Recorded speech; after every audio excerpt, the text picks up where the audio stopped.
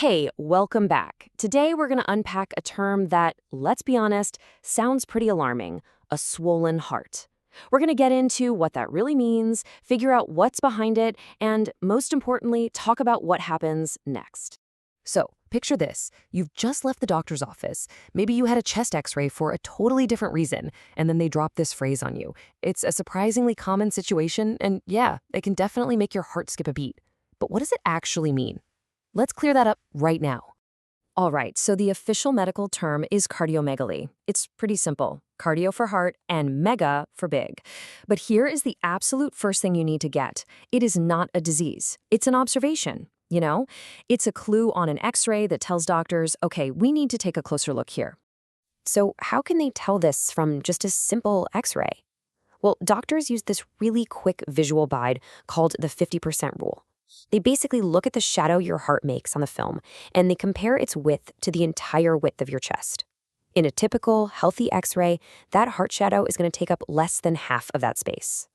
But the second that heart shadow measures more than 50% of the chest's diameter, a little red flag goes up.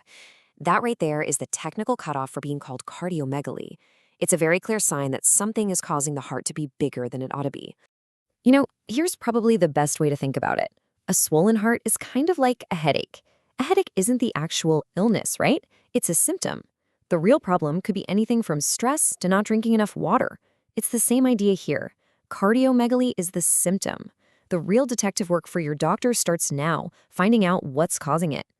So if a big heart is just the clue, what are the things that could be causing it?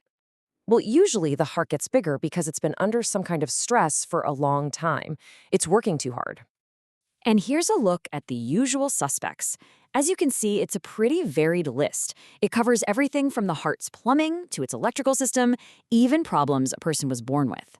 Let's walk through a few of the biggest ones. First on the list, and a huge one, is high blood pressure, also known as hypertension. Just think about it for a second. If the pressure inside all of your body's pipes is constantly cranked way up, your heart has to pump so much harder every single beat just to force the blood out. And that strain leads to a really basic biological reaction. It's just like how your bicep gets bigger if you're constantly lifting heavy weights at the gym. The heart is a muscle, and if you overwork it, its walls get thicker to handle that load. And that thickening, that's what makes the whole heart bigger. Okay, next up is coronary artery disease. Now, these are the little arteries that actually sit on the surface of the heart, and their job is to feed the heart muscle itself with blood and oxygen. So what happens when these get blocked? Well, a part of the heart muscle starts to starve. And this is a totally different problem than the thickening we just talked about. This kind of damage actually makes the muscle wall weak and thin, almost kind of floppy. And over time, that weak spot can stretch out almost like an old balloon, which makes the whole chamber of the heart get bigger. Right, cause number 3, faulty valves. Your heart has 4 valves, and you can think of them as perfect little one-way doors. They're supposed to snap open and shut with every beat to keep blood moving forward. But these doors can develop 2 main kinds of problems. The mechanics are actually pretty simple. With stenosis, the valve door is basically stuck. It won't open all the way. So the heart has to shove really hard to push blood through that tiny opening, and the muscle thickens. With regurgitation, the door is leaky. It doesn't close right, so blood squirts backward, and the heart has to deal with extra blood sloshing around, which eventually stretches and enlarges the chamber. So, we've talked a lot about the why, but what does an enlarged heart actually feel like? How does a change in size turn into symptoms that you might actually notice day to day? This rubber band analogy is just perfect. A healthy heart muscle has this great elasticity. It snaps back with a powerful pump. But when it gets too big, doesn't matter if it's too thick or too stretched out, it loses that power. The pump just gets inefficient and weak. And that condition, that's what doctors call heart failure. In all of these classic symptoms, they're a direct result of that weak pump. It all makes sense when you think about it. If the heart can't push blood forward, it backs up into the lungs, which makes you short of breath. If your muscles aren't getting enough oxygen-rich blood, you feel wiped out. And if fluid starts to build up, you get swelling in your legs and even your belly. Okay, so you've got the clue from the x-ray, and maybe you're even having some of those symptoms. How did doctors go from, this looks big, to a real answer about what's going on? It's a very logical, step-by-step investigation.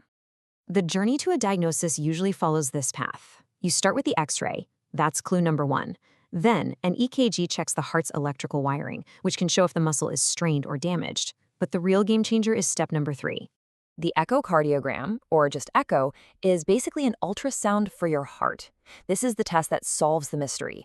It lets doctors see everything in real time, the exact size of the chambers, how thick the walls are, how well those valve doors are opening and closing. It can even give a precise measurement of the heart's pumping strength.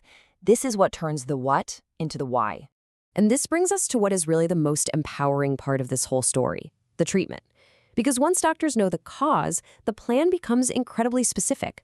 There's no single treatment for a swollen heart because, as we've seen, it's not a single disease. Just look at this. The treatment is a direct response to the problem they found. If the cause is high blood pressure, well, the treatment is medicine to get that pressure down. If it's a blocked artery, the goal is to open it up. If a valve is the culprit, the focus is on fixing or replacing that specific valve. It's totally targeted, and it just makes sense. And that really is the most crucial takeaway from all of this. The enlarged heart, that was just the alarm bell going off.